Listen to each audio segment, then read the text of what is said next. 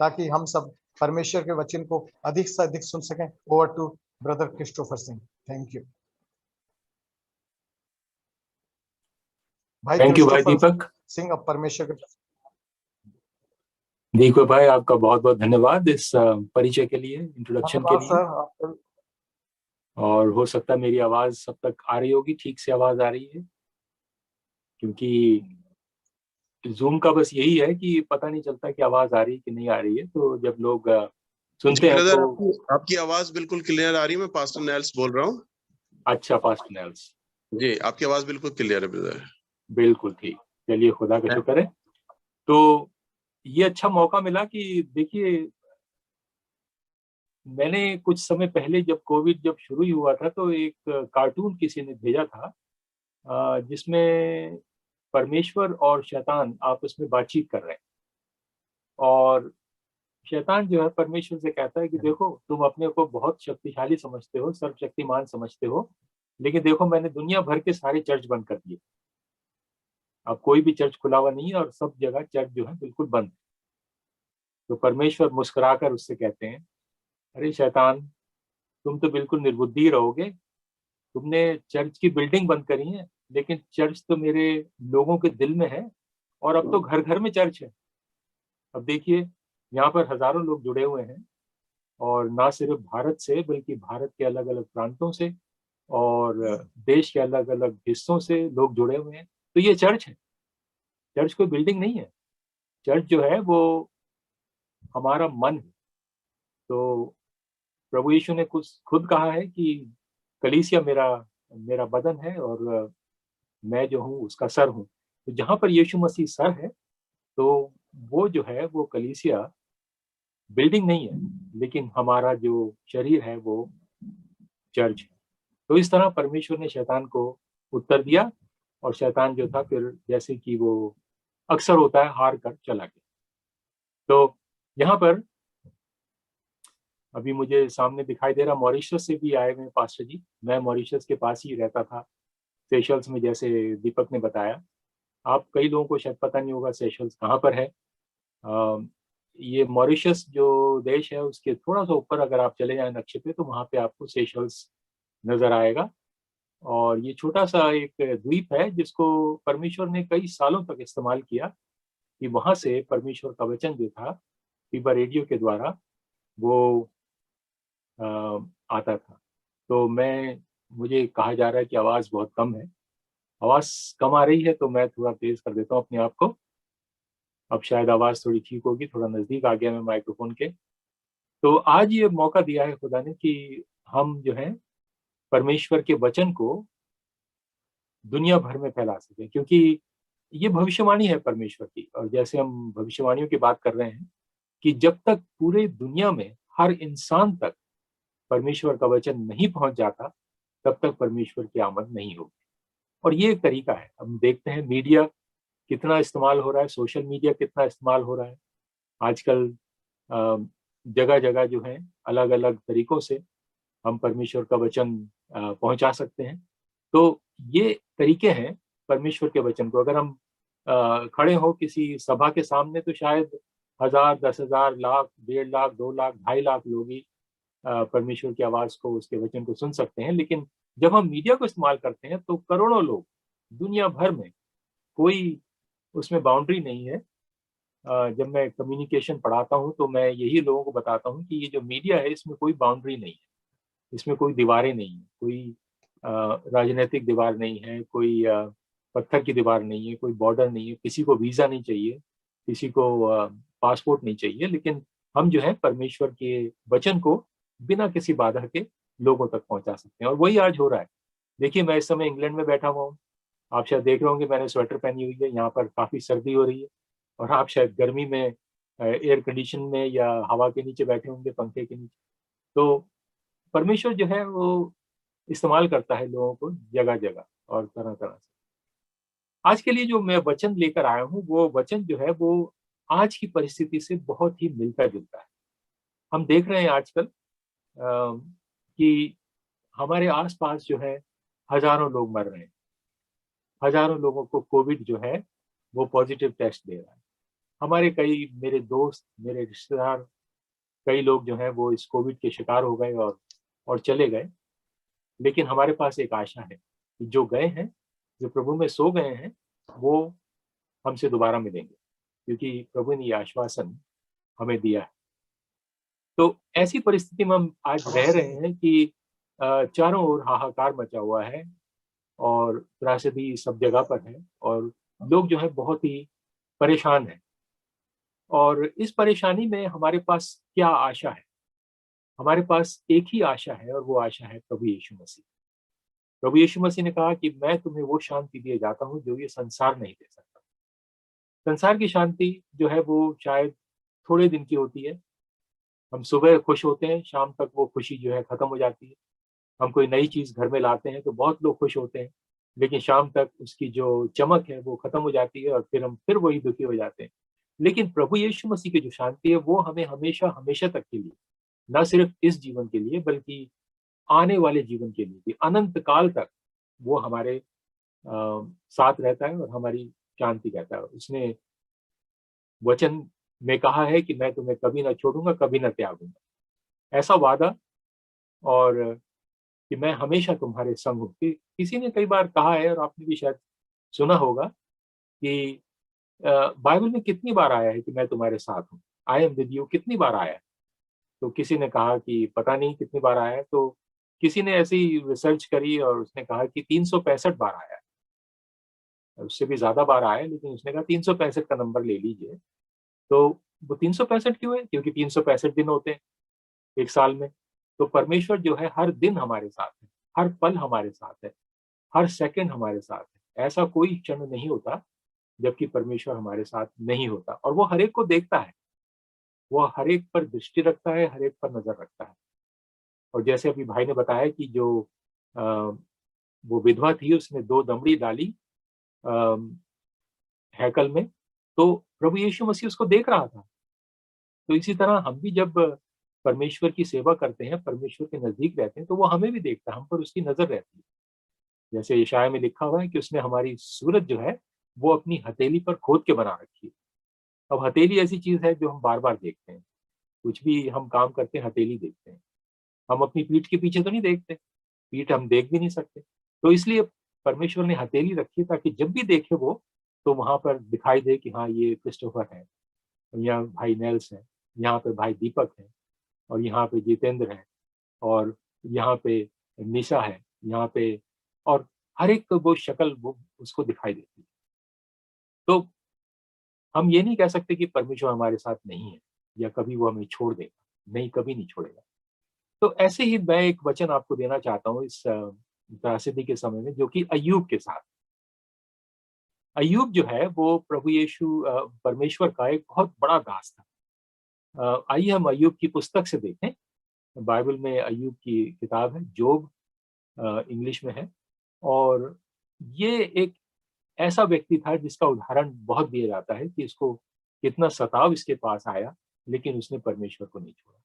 तो मैं आपके सामने पढ़ना चाहूंगा ये अय्यूब की पुस्तक के पहले अध्याय से इसका इंट्रोडक्शन। जैसे दीपक लॉरेंस भाई ने मेरा इंट्रोडक्शन दिया, ऐसे ही मैं आपको अय्यूब का इंट्रोडक्शन देता हूँ, लेकिन मैं नहीं दे रहा हूँ, ये धर्मशास्त्र बाइबल से इंट्रोडक्शन मिल रहा है। तो अय्यूब की पहली पुस्तक और उसके पहले वचन में हम देखते हैं उसका इंट्रोडक्शन। कैसा इंट्रोडक्शन है उसका? उस देश में एक मनुष्य रहता था, उसका नाम अय्यूब था। वो प्रत्येक दृष्टि से सिद्ध और निष्कपट था। देखिए उसकी जो टाइटल है, उसके कैरेक्टर्स हैं वो सामने आ रहे हैं। और वो परमेश्वर से डरता और बुराई से दूर रहता था। अगर ऐसा कैरेक्टर किसी का हो तो सचमुच बहुत ही अच्छी बात होगी। दृष्टि में सिद्ध था, निष्कपट था, परमेश्वर से डरता था और बुराई से दूर रहता था। तो ये उसका कैरेक्टर हो गया, ये उसकी इंट्रोडक्शन थोड़ा सा हो गया। अब उसकी फैमिली का इंट्रोडक्शन सुन लीजिए। तो दूसरे वचन में लिखा उसके 7 पुत्र और 3 पुत्रियां थी।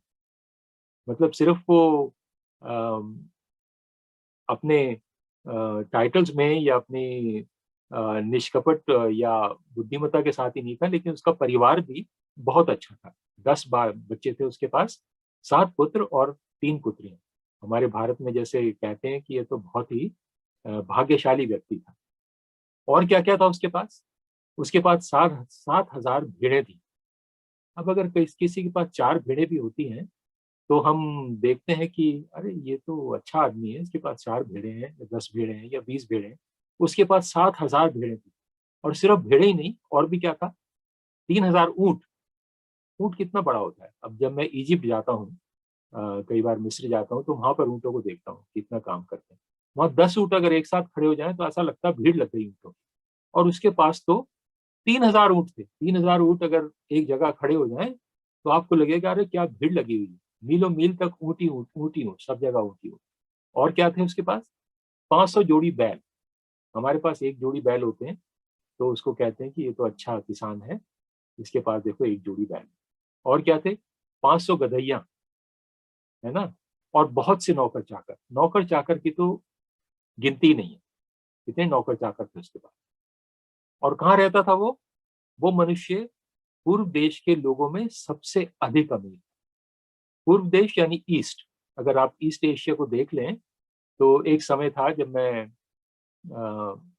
बचपन में स्कूल में और कॉलेज में था, तो जापान जो था वो सबसे अमीर देश था ईस्ट का। जापान के लिए लोग कहते थे अरे हर चीज जो है जापानी होती थी, हर चीज मेड इन जापान होती थी, क्योंकि जापान जो था बहुत ही शक्तिशाली देश था। तो इसी तरह अय्यूब जो था वो पूरे ईस्ट का, तो इसमें ईस्ट में क्या क्या आता है? सिंगापुर भी आता है, हांगकांग भी आता है, चाइना भी आता है, इंडिया भी आता है, वियतनाम, लाओस, थाईलैंड, ये सब जो है ईस्ट के देश है ना। और तो ईस्ट में पूर्व देश के लोगों में सबसे अमीर था। और क्या था? अब इस इनके रिश्तों को देखिए। अब यहाँ पर फिर चौथे आयत में रिश्ते दिखाए गए हैं कि ये भाई बहन, कई बार ऐसा होता है कि एक परिवार में बहुत लड़ाई झगड़ा होता है, आपस में लोग बातचीत नहीं करते हैं, भाई भाई से बात नहीं कर रहा है और बहन भाई से नाराज है या क्या है। लेकिन यहाँ पर ऐसा नहीं था, इनके रिश्ते भी बहुत अच्छे थे।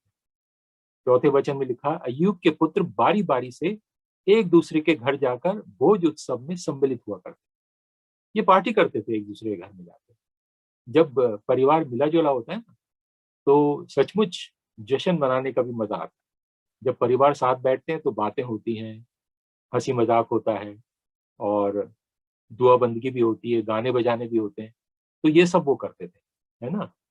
और फिर क्या था, सारे पुत्र जो थे, जो भाई हैं, वो पार्टी कर रहे हैं। और वो क्या करते थे, वो संदेश भेजकर अपनी तीनों बहनों को भी भोज उत्सव में खाने पीने के लिए बुला लिया करते, है ना।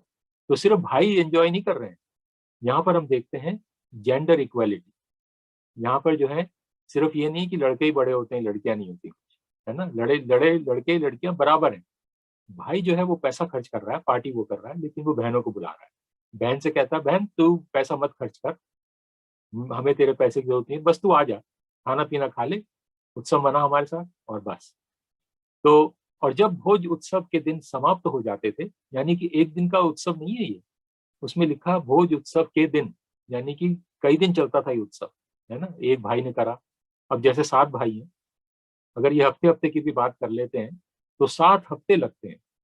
7 हफ्ते यानी 2 महीने के करीब। 2 महीने में हर भाई जो है वो कहता है चलो अगली बार मेरे यहाँ पार्टी होगी। तो इस तरह जो है पार्टी मेरे ख्याल से वो पूरे साल भर ही चलती रहती। तो जब भोज उत्सव के दिन समाप्त हो जाते तब अयूब संदेश भेजता और अपने पुत्रों को बुलवाकर उनको शुद्ध करता।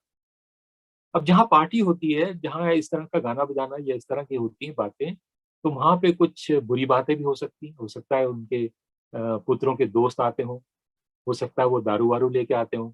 कई लोग जैसे पार्टी में आते हैं वो जेब में रख के लिए आते हैं। अगर जो मेजबान है वो अगर पिलाएगा भी नहीं, अरे क्या है हमारी जेब में रखी है। कई बार शादियों में मैंने देखा, लोग जो है वो टेंट में शादियां होती थी जब हम भारत में थे, तो वो टेंट के पीछे जाके अपने लगाते थे बोतल। तो हो सकता है ऐसा कुछ होता होगा। तो अयूब को पता था कि जरूर कुछ ना कुछ गड़बड़ भी होती होगी, तो इसलिए वो क्या करता था, वो अपने पुत्रों को बुलाकर उनको शुद्ध करता था।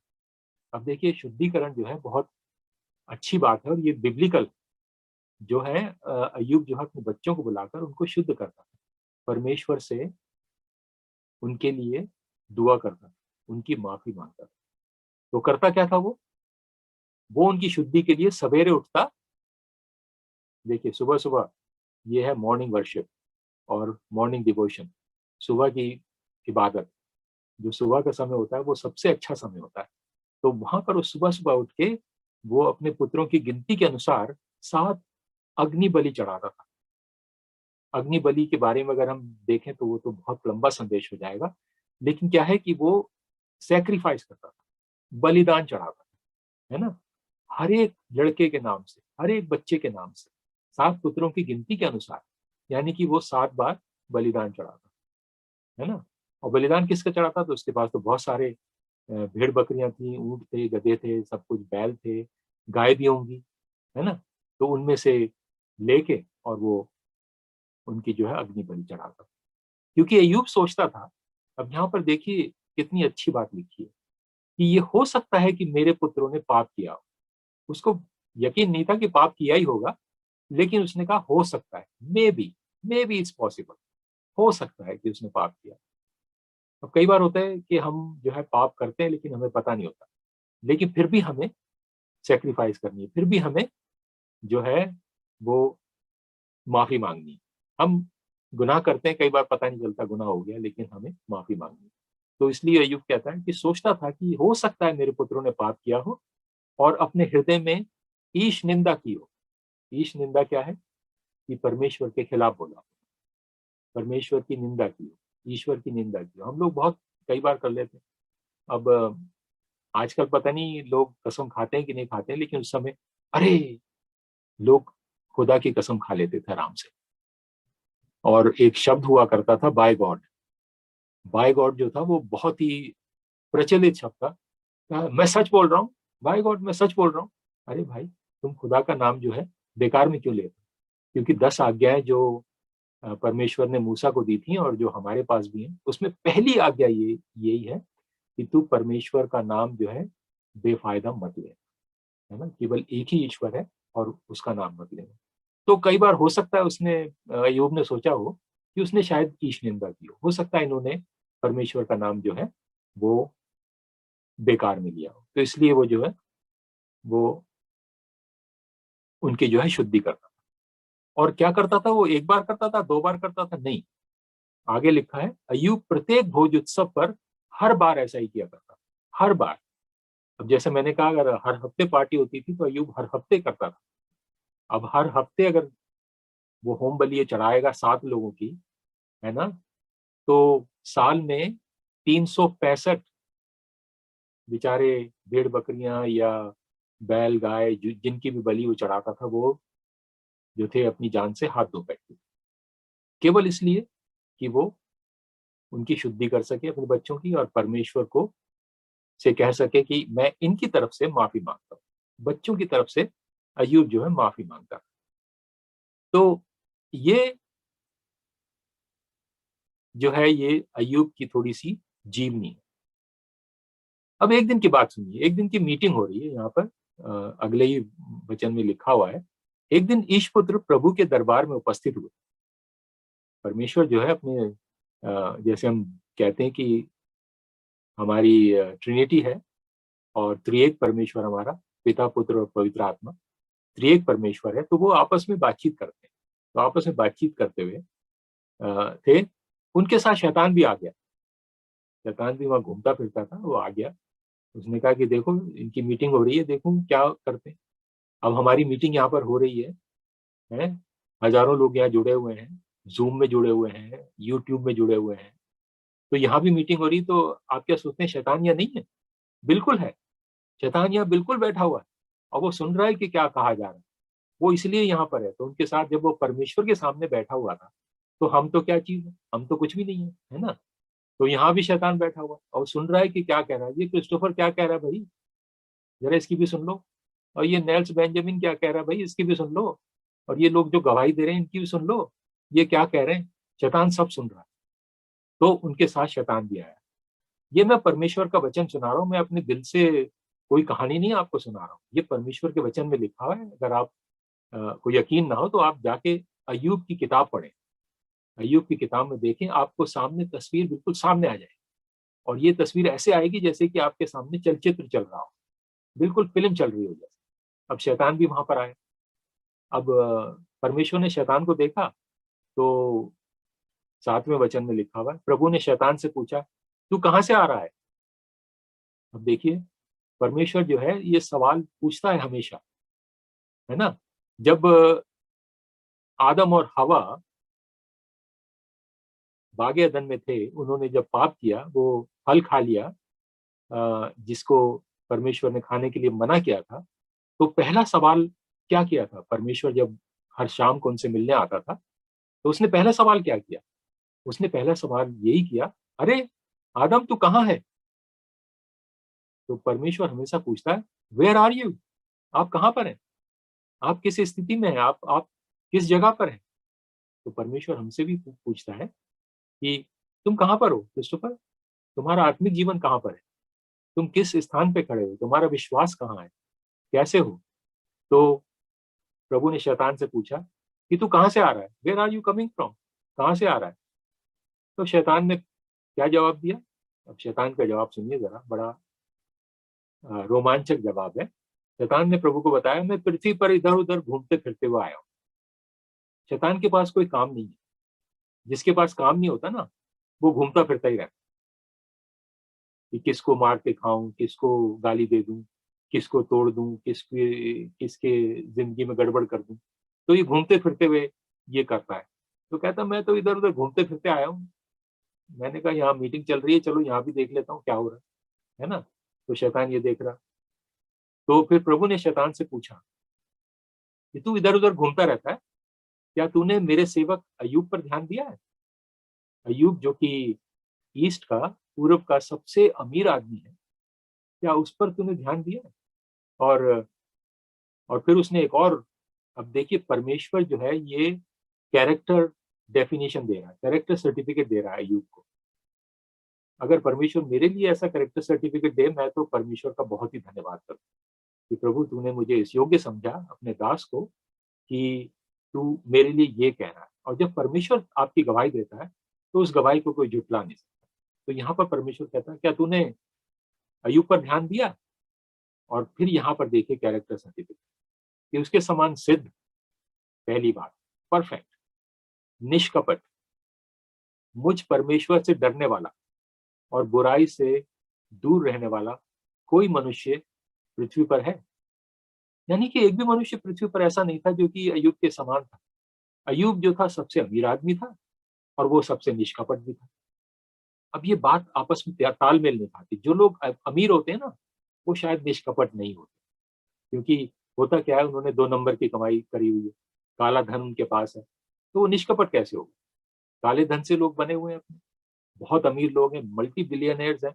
अगर उनको देखें तो कहीं वो टैक्स में चोरी कर रहे हैं, कहीं इधर गलत बात लिख रहे हैं, कहीं वो उधर गलत बात लिख रहे हैं, तो वो निष्कपट नहीं हो सकते। लेकिन यहाँ पर अय्यूब के लिए परमेश्वर स्वयं कहता है कि देखो वो निष्कपट है और मुझ परमेश्वर से डरने वाला। वो परमेश्वर से डर के रहता था।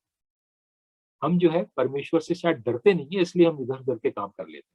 अरे कौन देखता है, कर लो भाई। अरे परमेश्वर सब देख रहा है। परमेश्वर से डरो, परमेश्वर सब कुछ देख रहा है। तो जब हम परमेश्वर से डरते हैं ना, तो परमेश्वर स्वयं हमसे कहता है कि वो देखो, वो डरने वाला। और क्या था? बुराई से दूर रहने वाला। ये भी एक कैरेक्टर सर्टिफिकेट है, बुराई से दूर रहने वाला। बुराई के नजदीक भी नहीं जाता था। करने की बात तो बहुत दूर की बात है, वो बुराई के नजदीक भी नहीं जाता था, दूर रहता था बुराई से। देखो क्योंकि रोमियो में लिखा हुआ है कि आंख जो है देखने से हमें जो है लालच आता है, और उस लालच से लालच जन्म देता है दूसरे पापों को, और वो दूसरे पापों को जन्म देता है। तो अगर हम दूर रहे ना, तो फिर हम बुराई में पड़ ही नहीं सकते। लेकिन बुराई के जब हम नजदीक जाते हैं, आकर्षित होते हैं और नजदीक जाते हैं, तब हम बुराई में पड़ते हैं, और फिर उससे एक पाप से दूसरे पाप जन्म देता है, और फिर वो एक स्नोबॉल इफेक्ट हो जाता है, जिसको कहते हैं ये छोटी सी जो गेंद है, वो बहुत बड़े गोले के रूप में बन जाती है। तो यहाँ पर उसने, परमेश्वर ने शैतान को उसका कैरेक्टर सर्टिफिकेट दिया। उसके बाद क्या हुआ? शैतान ने प्रभु को उत्तर दिया कि क्या अय्यूब बिना मतलब डरता है?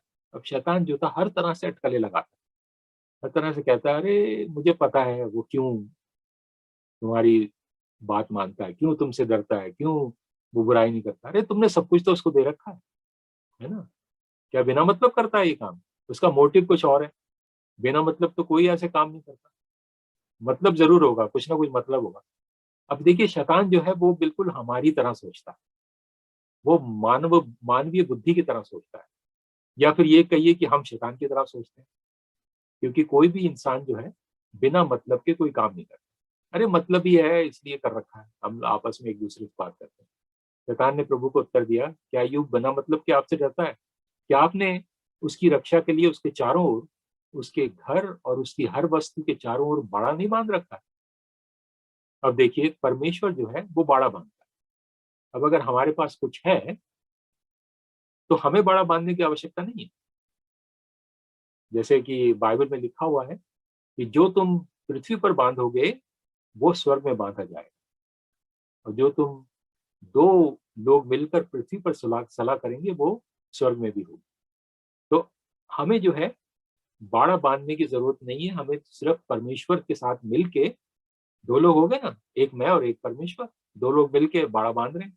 हम कह रहे हैं परमेश्वर ये तेरा ही सामान है, तू इसकी रक्षा कर। हमें जरूरत नहीं है रक्षा करने की, तू ही कर इसकी रक्षा। तो उसने कहा कि देख तूने उसके चारों ओर, घर के उसकी हर वस्तु के चारों ओर बाड़ा बांध रखा है, बच्चों पर और उसके ऊंट बैलों पर और गधों पर और सब जगह पर। और और क्या कहता है, और भी कहता है कि तूने उसके प्रत्येक कार्य को सफल किया है। जहां भी वो हाथ डालता है सफलता मिलती है। जिस भी बिजनेस में वो अपना हिस्सेदारी करता है वहां बिजनेस सफल हो जाता है ना? तभी तो वो अमीर आदमी था इतना, और उसकी धन संपत्ति की वृद्धि हुई है। यहाँ पर देखिए शैतान जो है हमेशा जो है वो पैसे को लेके आता है कि देखो उसकी पैसे की कितनी वृद्धि हुई है। जो पैसे के पीछे भागता है ना, तो वो शैतान उसको देख रहा है। शैतान कह रहा है अच्छा ठीक है बेटा, तुम ठीक कर रहे हो, काम कर रहे हो, ठीक कर रहे हो, परमेश्वर की तो बात छोड़ दो, तुम बस पैसे के पीछे भागते रहो। और फिर यहाँ पे वो चेतावनी देता है, चुनौती देता है, चैलेंज करता है परमेश्वर को। वो कहता है यदि आप उसकी धन संपत्ति नष्ट करने के उद्देश्य से उसको हाथ लगाएं तो वो आपके मुंह पर आपको कोसेगा। देखिए कितनी बड़ी बात कहती है। सिर्फ वो दूरी नहीं हो जाएगा तुमसे, बल्कि तुम्हें कोसेगा। अब ये जो शब्द हिंदी में हम कोसने को कहते हैं ना, अरे उसकी कोस लग गई मेरे को। कई लोग बीमार हो जाते हैं, अरे क्या बीमारी क्या हो गई? अरे भैया बीमारी क्या है, बस कोस लग गई, मैंने ये किया था उसने कोस दिया मेरे। तो यहाँ पर जो है शैतान कहता है वो सिर्फ तेरे से दूरी नहीं हो जाएगा, अगर तू उसका थोड़ा सा भी पैसा ले ले, धन संपत्ति नष्ट करने के उद्देश्य से उसको हाथ लगाए, तो वो आपके मुंह पर आपको कोसेगा। देखिए शैतान कितनी बड़ी बात कह रहा है। परमेश्वर ने अय्यूब के लिए कैरेक्टर सर्टिफिकेट दिया, लेकिन यहाँ पर शैतान जो है वो उस कैरेक्टर सर्टिफिकेट को सब बिल्कुल झुटला के, और वो कह रहा है कि ये अगर तू करेगा तो ऐसा होगा। और फिर देखिए बातचीत बढ़ती है, फिर परमेश्वर ने फिर बातचीत की। उन्होंने कहा पहले शैतान की सुन लो। परमेश्वर पहले सुनता है, वो बीच में उसने बात नहीं काटी शैतान की, है ना? उसने उसकी सुनी पहले आराम से, और फिर यहाँ पर फिर उसको जवाब देता है 12वें वचन में। प्रभु ने शैतान से कहा अच्छा मैं उसकी धन संपत्ति पर तुझे अधिकार देता हूँ, केवल उसके शरीर को हाथ ना लगा। देखिए शैतान ने तो इतनी लंबी चौड़ी बातें करी, परमेश्वर ने सिर्फ एक सेंटेंस कहा। उसने कहा कि धन संपत्ति तू ले ले, उसको तेरा तेरे अधिकार में आ गया, तेरे कंट्रोल में आ गया, बस उसके शरीर को हाथ नहीं लगाना। और उसके बाद क्या हुआ? शैतान ने कहा वो मेरी तो जीत हो गई, बहुत बढ़िया, ये तो बहुत ही बढ़िया बात हो गई। अब तो मैं अय्यूब की ऐसी तैसी कर दूंगा, है ना? तो इसके बाद शैतान जो था प्रभु के दरबार से निकलकर चला गया। यहाँ पर लिखा है चला गया। और क्या किया? जाते ही उसने अटैक करना शुरू कर दिया। वो जाके वो फिर आराम से नहीं बैठा। अगले ही वचन में लिखा है कि अय्यूब के पुत्र पुत्रियां बड़े भाई के घर में भोजन कर रहे थे और अंगूर रस पी रहे थे। अब अंगूर रस क्या हो सकता है? कुछ भी हो सकता है, वाइन भी हो सकती है, कुछ भी हो सकता है ना? तो वो अपने पार्टी कर रहे थे अच्छी तरह से। और उस समय क्या हुआ? उसी समय अय्यूब के पास उसके सेवकों में से एक किसान आया और उसने कहा स्वामी, हम आपके खेतों में बैलों से हल जोत रहे थे और गधैयां उनके पास ही चल रही थी। तभी शबा देश के लुटेरे कारवां ने आक्रमण किया और वे पशुओं को लूट कर ले। ओके, तो वहाँ बाल बच्चे पार्टी कर रहे थे, यहाँ बैल और गधे वगैरह जो थे वो किसान में, वो खेतों में थे, उसको भी लूट के ले गए। और उन्होंने आपके सेवकों को तलवार से मौत की घाट उतार दी। और उसने, जो नौकर चाकर थे, उन्होंने रोकने की कोशिश की हो कि भाई कहाँ ले जा रहे हो, ये हमारा सामान है, तुम कहाँ ले जा रहे हो। तो उसने कहा तेरी ऐसी की तैसी, ये ले।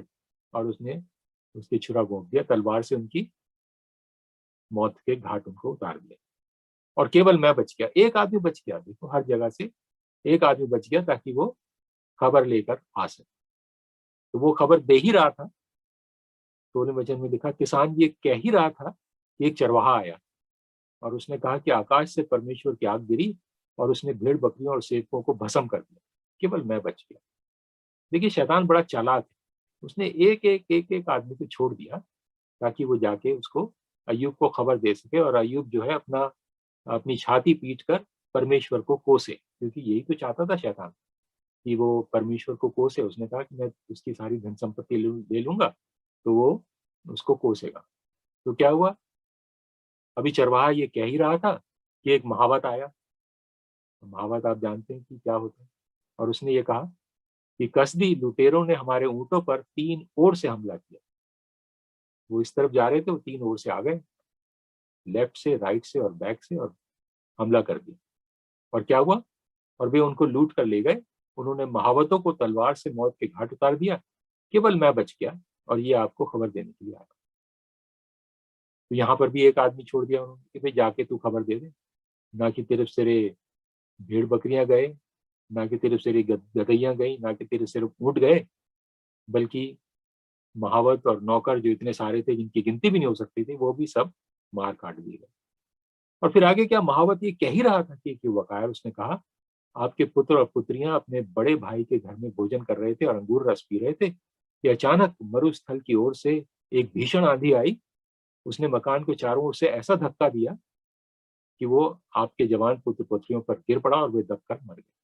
बहुत आलीशान मकान होगा, बिल्कुल महल होगा, क्योंकि अगर वो सबसे अमीर आदमी है तो बहुत ही बड़ा घर होगा। अब हम कई बार यूट्यूब पे या तस्वीरों में देखते हैं, बम्बई तो मैं गया नहीं हूँ अभी हाल में, तो वहां पर अंबानी का मकान है। तो अंबानी का मकान जो है वो कई हजारों करोड़ों रुपए का बना। तो ऐसा ही मकान उनका भी होगा। अब सबसे अमीर आदमी है अंबानी, जो है वो सबसे अमीर आदमी है भारत का, और पूरे ईस्ट में उसका भी काफी दर्जा अच्छे अच्छे अमीरों में आता है। तो उसके पास भी मकान बहुत जबरदस्त, तो उसके बच्चों का बहुत जबरदस्त मकान होगा। लेकिन ऐसा मकान जो आंधी से गिर गया, ऐसी कैसी आंधी चली होगी, बिल्कुल सुनामी आई होगी। अगर आपने सुनामी की तस्वीरें देखी हैं तो आप देखा होगा वो कुछ नहीं जानती। 5 स्टार होटल जो समुद्र के किनारे बने हुए थे, इतने आलीशान होटल, 20-20, 25-25 मंजिल के, वो ऐसे ढह गए जैसे कि माचिस की डब्बी ढह जाती है। तो ऐसे ही वो मकान गिर गया, और उस मकान के नीचे जो दबा, फिर तो बच नहीं सकता, क्योंकि मलबा इतना ज्यादा होगा, क्योंकि बहुत ही बड़ा मकान होगा ना। अगर झुग्गी झोपड़ी होती तो एक आधी ईंट इधर उधर करके इंसान निकल आता था, है ना। लेकिन यहाँ तो इतना बड़ा मकान था कि मलबे में ही दब गए, सब दब के, और दब के मर गए। केवल मैं ही बचा हूँ, एक आदमी फिर भी बच गया। अब शैतान की चाल देखिए, वो एक को जरूर छोड़ देगा कि मैं ही बच गया, उस खबर देने के लिए आया। तो उसकी नौकर एक एक करके आ रहे हैं और वो उसको सारी ये बैड न्यूज दे रहे हैं, उसको ये दुख भरी खबरें दे रहे हैं कि देखो क्या हो रहा है तुम्हारे उसमें, तुम तो निष्कपट हो, तुम तो सिद्ध पुरुष हो, तुम तो परमेश्वर से डरने वाले हो, तुमने तो बुराई से इतनी दूर रखा, और फिर भी तुम्हारे साथ ये हो रहा है ना। तब अय्यूब उठा और उसने क्या कहा, उसने शोक प्रकट करने के लिए अपना अंगरखा फाड़ा। ये उस समय की पश्चाताप की एक पश्चाताप का एक चिन्ह होता था कि उसने अपना अंगरखा फाड़ा और अपना सिर मुंडवाया। अभी भारत में भी ये प्रथा है कि जब किसी के पिता की मृत्यु हो जाती है हिंदू उसमें, तो वो जो है सिर मुड़वा लेते हैं, बिल्कुल चिकना हो जाता है उनका सर, क्योंकि बाल जो है हमारी शोभा को दिखाते हैं। लोग हेयर स्टाइल तरह तरह के करते हैं, लेकिन जब सिर मुड़ गया तो हेयर स्टाइल कहाँ रहा, हेयर ही नहीं है तो स्टाइल कहाँ से रह जाए। है ना। तो वो सिर मुंडवा लिया, तो उसने अपना अंगरखा फाड़ा और सिर मुंडवाया और भूमि पर गिरा। देखिए अब वो कुर्सी पे नहीं बैठा हुआ, भूमि पर गिरा और उसने प्रभु को साष्टांग वंदना की। साष्टांग समझते हैं हम लोग कि बिल्कुल लेट कर, मतलब सर के बल जो है वो परमेश्वर के सामने लेट। अब कई बार हम साष्टांग प्रणाम की बात करते हैं, तो यहाँ पर वो साष्टांग प्रणाम, साष्टांग वंदना की। और फिर क्या कहता है उसने, देखो कितनी ऊंची बात कही है। और उसने कहा कि मैं अपनी माँ के पेट से नंगा बाहर निकला था और नंगा ही वहां लौटूंगा। ये बहुत ही फिलोसॉफिकल और बड़ी ही दार्शनिकता वाली बात है कि मैं अपनी माँ के पेट से नंगा बाहर आया था और नंगा ही लौटूंगा, और जहां से आया था प्रभु ने दिया था और प्रभु ने ले लिया, प्रभु का नाम धन्य है। अब यहाँ उसने क्या, अरे परमेश्वर तू ये क्या कर रहा है, तेरी इतनी सेवा करता हूँ मैं, तेरा इतना काम करता हूँ, इतना सब कुछ करता हूँ, फिर भी तू ये कर रहा है मेरे साथ, तू कैसा परमेश्वर है। उसने ऐसा कुछ नहीं कहा, उसने कहा प्रभु का नाम धन्य है, यानी कि सब कुछ ले लो फिर भी मैं परमेश्वर का धन्यवाद करना नहीं छोड़ू। तो आखिरी वचन में लिखा है उसके पहले अध्याय के, अय्यूब पर ये चारों विपत्तियां आई पर उसने पाप नहीं किया। अब देखिए कितनी बड़ी बात है ये, विपत्तियां एक के बाद एक के बाद एक आ रही, इतनी खबर मिल रही है। अगर आपके बैंक अकाउंट से कोई सारा पैसा निकाल ले, आजकल जो है बहुत फ्रॉड चल रहे हैं। किसी के पास टेक्स्ट मैसेज आता है और वो कहता है कि इस लिंक पर आप जरा ऑन करो, और वो हम लिंक पे ऑन करते हैं, उसके साथ ही हमारा बैंक जो है खाली हो जाता है ना। तो इस तरह से उसके पास भी एक के बाद एक खबर आई, एक के बाद एक लिंक आया कि अरे तेरी तो भेड़ बकरियां चली गई, तेरे तो सारे ऊँट चले गए, और तेरे तो गधे ही और बैलों को ले गए लोग मार काट के, और सारे नौकर भी मार दिए, कोई भी नहीं बचा तेरी रक्षा के लिए। ये सब कुछ हो गया और तेरे बाल बच्चे सब चले गए। मकान जो तूने करोड़ों अरबों रुपयों का बनवाया था, वो मकान भी ढह गया, वो सब खत्म हो गया, है ना।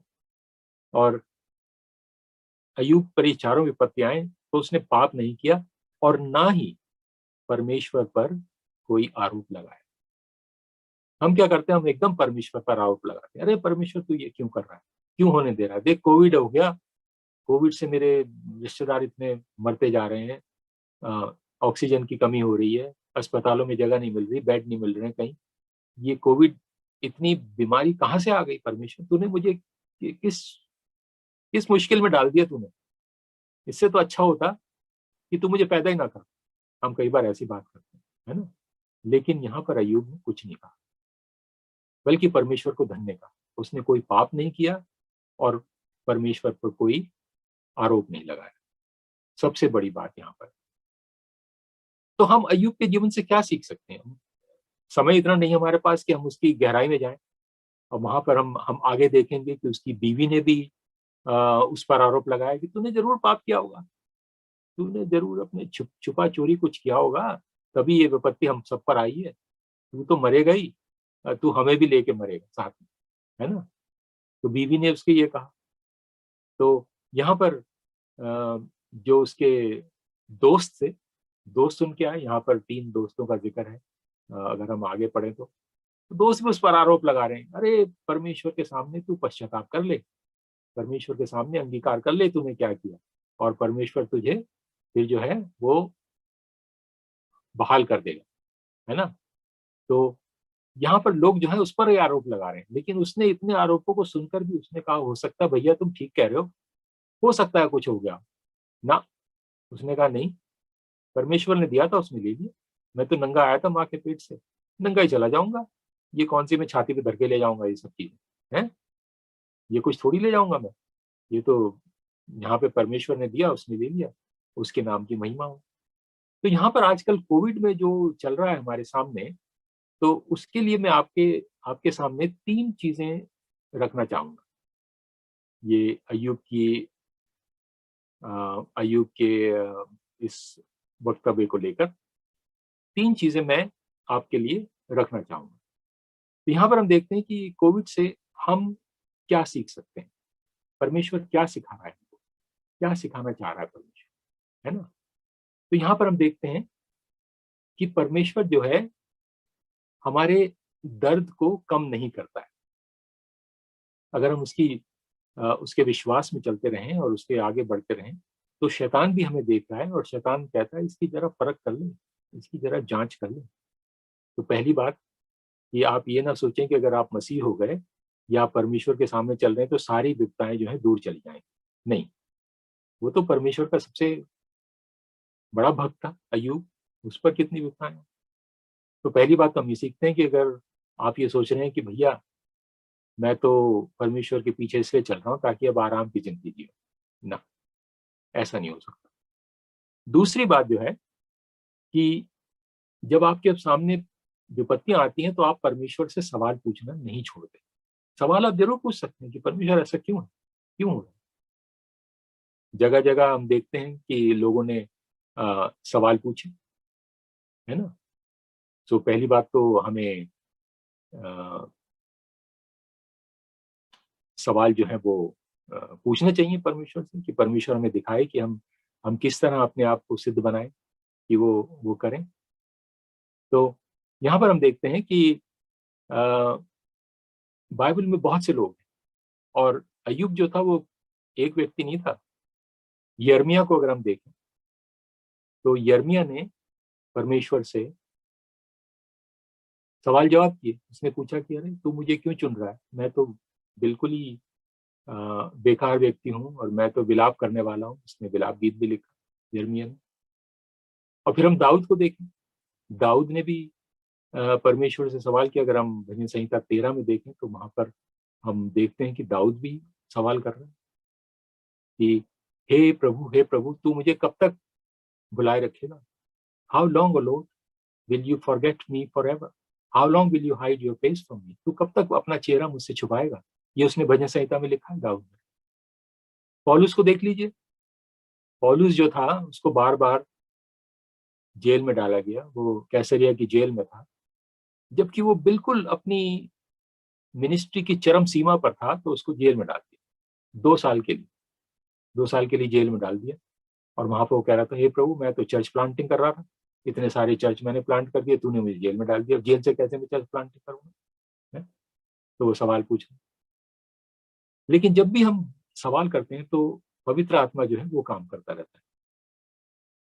रोमियो उसका 8वां अध्याय और 26-27 में लिखा है कि जब हमसे प्रार्थना नहीं होती तो पवित्र आत्मा हमारी कमजोरी में वो खुद प्रार्थना करता है, वो खुद हमारे लिए मध्यस्थ बन के प्रार्थना करता है।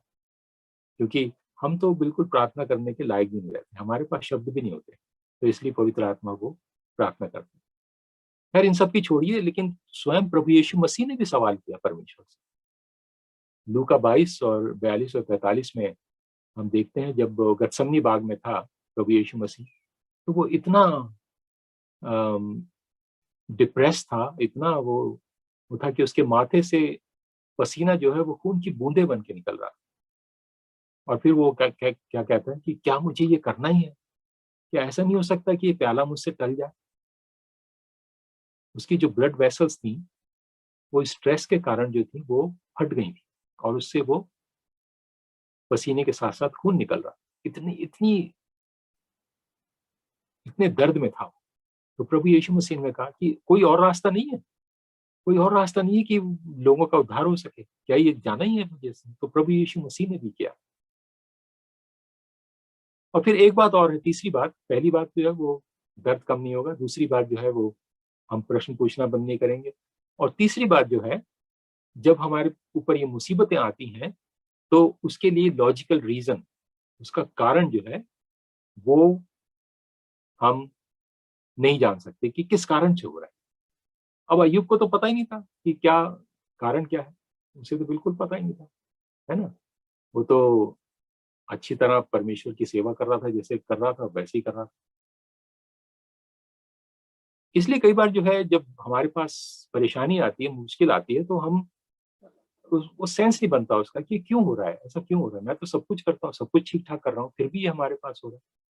कोई इसकी नेचुरल कोई कारण नहीं है ना। और जोब के बारे में पहले ही बता दिया गया था कि वो कितना अच्छा इंसान था और उसके परिवार अच्छा था, उसके पास धन दौलत अच्छी थी, अच्छा रुतबा भी था, और जब धन दौलत किसी के पास होती है तो उसकी इज्जत भी बहुत होती है। हो सकता है अच्छे जाने माने लोगों में बैठता होगा, सेलिब्रिटी होगा वो, क्योंकि इतना अमीर लोग था, लोग उससे मिलना चाहते होंगे, उसकी तस्वीरें लेना चाहते होंगे, उसके साथ सेल्फी लेना चाहते होंगे, है ना। तो कारण क्या है कि मैं प्रभु के इतने नजदीक हूं फिर भी ऐसा हो रहा है ना। और इतनी जो है मुश्किलें हैं, विश्वास की मेरी परख हो रही है, और इसमें कोई लॉजिक नजर नहीं आता। क्या लॉजिक है इसका? और फिर भी उसने अपना विश्वास नहीं छोड़ा। विश्वास जो है वो जो है इस लॉजिक का जवाब है। क्योंकि उसकी पत्नी ने भी कहा, अगर हम दूसरे अध्याय के 9वें वचन में देखें तो उसकी पत्नी तो यहाँ तक उससे कहती है, मैं आपके सामने पढ़ता हूँ उसको, दूसरा अध्याय के 9 वचन में यहाँ पर वो उसकी पत्नी कहती है कि उसकी पत्नी ने उससे कहा, क्या तू अब भी अपने आदर्श पर अटल रहेगा? परमेश्वर को कोस और मर जा। मतलब बताइए, बीवी जो है अपने आदमी से ऐसे कह रही है कि परमेश्वर को कोस और मर जा। वो तो चाहती थी कि ये मर जाए तो अच्छा है ना। और वो अपना इलाज खुद ही कर रहा था। इससे पहली वर्ष में 8वें वचन में लिखा हुआ है कि शैतान ने क्या क्या किया उसके साथ।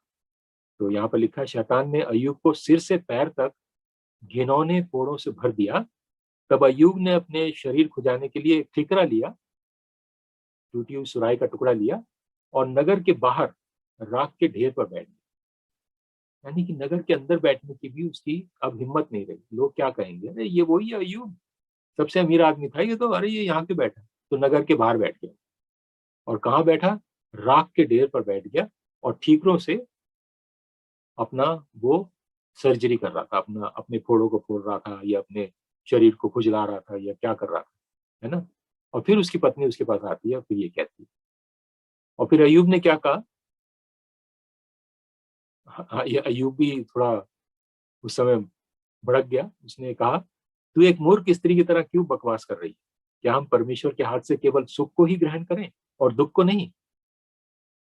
अय्यूब पर ये विपत्तियां आई, देखिए दोबारा लिखा हुआ है, अय्यूब पर ये विपत्तियां आई लेकिन उसने पाप नहीं किया, उसने परमेश्वर को नहीं कोसा। हम जो है सबसे पहले टारगेट बनाते हैं परमेश्वर को। हम कहते हैं अरे ये सब परमेश्वर करवा रहा है, उसको टारगेट करते हैं और यही करते हैं। तो इसका इलाज क्या है? ये 3 बातें मैंने आपको बताई। इसका इलाज क्या है? तो सबसे पहली बात जो है, आप विश्वास को चुन लें। सबसे बड़ी बात जो आपके दुख को दूर कर सकती है वो है विश्वास। अय्यूब जो था शारीरिक रूप से तो बहुत ही कमजोर था, बहुत ही दुखी था, बहुत ही दर्द में था, लेकिन आत्मिक रूप से वो अभी भी बहुत शक्तिशाली था। तो उसका जो विश्वास था वो उसको वो शक्ति प्रदान कर रहा था। और जब हम इस दुख में परमेश्वर के विश्वास को ग्रहण करते हैं तो ये हमारे लिए एक एक तरह का उपहार होता है, एक तरह का गिफ्ट है परमेश्वर का हमारे लिए। विश्वास को चुनना ऐसी मुश्किलों में, ये हमारे लिए एक गिफ्ट है। Using faith in the mist of suffering is a rare gift to God. हम परमेश्वर को धन्यवाद दे सकते हैं, क्योंकि पहली बात क्या थी, जब उसने सारी खबरें सुनी पहले अध्याय में, तो उसने परमेश्वर को धन्य कहा और उसे कोसा नहीं। और तीसरी बात क्या होती है कि जब हम विश्वास को अपना लेते हैं, विश्वास हमें वो शक्ति देता है, तो वो विश्वास जो हमें परमेश्वर के नजदीक ले आता है। 2 ही बातें हो सकती हैं जब हमारे पास मुश्किलें आती हैं। या तो हम परमेश्वर से बहुत दूर चले जाते हैं और कहते हैं अरे छोड़ो, परमेश्वर को बहुत कर लिया, अब क्या रखा है इसमें, और बहुत दूर चले जाते हैं। और दूसरी बात जो हो सकती है वो ये है कि अरे परमेश्वर ने जरूर किसी कारण से मुझ पर ये विपत्ति भेजी है, शायद मुझे वो जांच रहा है। जैसे भजन संहिता में भी लिखा है कि सोने की परख जो है वो आग के ऊपर होती है। जब आग में ताया जाता है ना सोना, तब वो बिल्कुल खरा उतरता है। और आग में ताया जाना जो है ये कोई बड़ी आरामदेह बात नहीं है। जब हम आग में से गुजरते हैं और जब ऐसी मुश्किलें हमारे अंदर आती हैं, जब ऐसी परेशानी हमारे पास आती है, तो वो कोई आरामदायक बात नहीं है, वो बहुत ही मुश्किल बात है। उसमें क्या है कि उसमें हमारा विश्वास जो है और भी शुद्ध होता जाता है। अब जैसे लिखा हुआ है कि अय्यूब जो था अपने बच्चों के लिए शुद्धिकरण करता था, लेकिन अय्यूब के लिए शुद्धिकरण कौन करेगा? उसके तो दोस्त भी सब उसको बुरा भला कह रहे हैं, उसकी बीवी उसको कोस रही है, उसको मरने को कह रही है, तो उसके लिए शुद्धिकरण कौन करेगा? वो खुद ही अपने विश्वास में स्थिर रह के वो ये कर सकता है। तो इसलिए वो परमेश्वर के और नजदीक आ जाता है। तो विश्वास जो हम परमेश्वर के और नजदीक ले आता है। अब आजकल हम कोविड के लिए रोज सुनते हैं, रोज ये सुनते हैं कि आज जो है पॉजिटिव लोगों की संख्या और बढ़ गई, आज 4 लाख से ऊपर निकल गए, और मौतें जो है 4,000 से ऊपर निकल गई। हम रोज सुनते हैं ये। हम कहते हैं कि परमेश्वर जरूर इसमें उसका कुछ भेद है। परमेश्वर के भेद को किसने जाना है? हम नहीं जानते परमेश्वर के भेद। सो हमें परमेश्वर के नजदीक ला सकता है। अब ये मीटिंग्स जो चल रही हैं, शायद मैंने पूरे अपनी सेवा में इतनी सभाएं मैंने अटेंड नहीं की, इतने सरमन मैंने प्रचार नहीं किए जितना कि इस पेंडेमिक के दौरान या इस महामारी के दौरान किए। क्योंकि लोग परमेश्वर के नजदीक आ रहे हैं। बहुत लोग जो कभी चर्च नहीं गए वो अब ऑनलाइन चर्च जाते हैं। वो कहते हैं हम तो कभी चर्च में कदम ही नहीं रखेंगे, लेकिन अब खुद जो है चर्च उनके घर में आ गई, है ना। तो लोग परमेश्वर के नजदीक आ रहे हैं। बहुत से लोग हैं परमेश्वर से दूर भी जा रहे हैं। ऐसा नहीं है कि एक ही तरफा रास्ता है, दोनों तरफ हो रहा है, लेकिन अधिकतर लोग जो है परमेश्वर के नजदीकी में। तो यहाँ पर हम देखते हैं कि विश्वास के चुनने से हम परमेश्वर के नजदीक आ जाते हैं। निराशा जरूर होती है, लेकिन जब हम निराशा में पूरे उतरते हैं, निराशा निकल जाती है, तो क्या हुआ? अब अय्यूब की अगर हम जिंदगी में देखें तो उसमें बहुत सारे उसमें चैप्टर्स हैं। अगर हम देखें तो इसमें 42 चैप्टर्स हैं उसकी पूरी किताब में, अय्यूब की किताब में। और 42 में से सिर्फ 2 चैप्टर शुरू में और आखिरी चैप्टर जो 42 चैप्टर है, तब हम देखते हैं कि प्रभु ने कैसे उसको आशीष दी कि वो परमेश्वर के भेद को समझ ना सका। यहाँ पर जो टाइटल दिया गया है कि मैं परमेश्वर का भेद ना समझ सका, तब अय्यूब ने प्रभु को उत्तर दिया, मैं जानता हूं कि तू सब कुछ कर सकता है, तेरी कोई भी योजना निष्फल नहीं होती। यहाँ पर हम परमेश्वर की योजना को देखते हैं, उसकी इच्छा हमारे जीवन में क्या है। कई बार हम परमेश्वर की इच्छा जानने की कोशिश करते हैं, लेकिन उसकी इच्छा पूरी होने से पहले ही हम हथियार डाल देते हैं, हम छोड़ देते हैं कि अरे पता नहीं क्या हो। लेकिन यहाँ पर बाइबल में लिखा हुआ है कि जो आखिरी दम तक विश्वास रखेगा, मैं उसको जीवन का मुकुट दूंगा। हम जीवन का मुकुट तो चाहते हैं, हम चाहते हैं कि हमें स्वर्ग में जाके हमारे पास अच्छा मुकुट मिले, लेकिन हम जीवन के आखिर तक विश्वास योग्य रहते हैं कि नहीं रहते। तो यहाँ पर क्या हुआ? अय्यूब की अगर जिंदगी में देखें तो उसके पास जितना भी था उसके पास, परमेश्वर ने उसको डबल दिया। यहाँ पर हम देखते हैं कि जो आशीष प्रभु ने अय्यूब को पहले दी थी, उससे कहीं अधिक अब दी उसको। 42वें अध्याय के 12 वचन में अगर हम देखते हैं ये, और यहाँ पर नंबर भी लिखा हुआ है, संख्या दे दी है।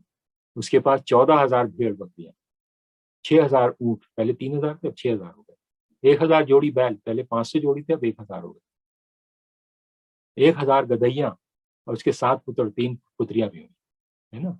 उसने अपनी पुत्रियों के नाम भी रखे, और यमीना दूसरी का नाम कसिया और तीसरी का नाम किरनहपु। और उसके अय्यूब, अब देखिए यहाँ पर उस देश में अय्यूब की पुत्रियों के समान रूपवती और कोई कन्या ना थी, ना कि लड़कियां हुई उसके, बल्कि इतनी खूबसूरत लड़कियां हुई कि वो बिल्कुल ब्यूटी कॉन्टेस्ट में बिल्कुल वर्ल्ड मिस वर्ल्ड बन के आई है ना। रूप के उसके रूपवती के समान कोई भी नहीं था। तो यहाँ पर हम देखें आखिरी वचन में देखूंगा और फिर मैं समाप्त करूंगा। अपने दुख भोग के बाद अय्यूब 140 वर्ष तक जीवित रहा। अब शैतान तो चाहता था कि वो जवानी में ही मर जाए। जब उसने उसकी वो परीक्षा ली थी तब वो जवान था, लेकिन उसके बाद 140 वर्ष तक जीवित रहा। उसने 4 पीढ़ियों तक अपनी संतान को देखा। बहुत भाग्यवान होते हैं वो लोग जो 4 पीढ़ी तक अपनी संतान को देखते हैं।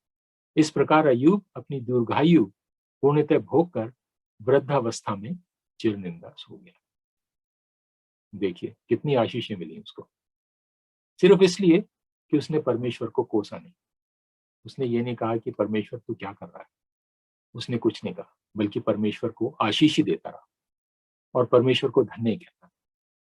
तो इसलिए हमारा आज का वचन यही है कि हम परमेश्वर को धन्यवाद देते रहें, भले ही हम मुश्किलों से गुजर रहे हैं, भले ही बीमारी हमारे सामने आ रही, भले ही हमारे रिश्तेदार शायद बीमार हैं या मुश्किल से हमारे सामने आते हैं, तो यहाँ पर हम देखते हैं कि परमेश्वर का धन्यवाद देना, परमेश्वर को कोसना नहीं है और उसको आशीष देनी है। तो मैं यहीं पर समाप्त करूंगा और आपका बहुत बहुत धन्यवाद सुनने के लिए। और आप इस पुस्तक को जरूर पढ़ें, मेरे लिए बहुत ही आशीष की पुस्तक बनी है ये, तो आप भी इस पुस्तक को जरूर पढ़ें। परमेश्वर आपको आशीष दे। थैंक यू भाई दीपक और भाई नेल्स।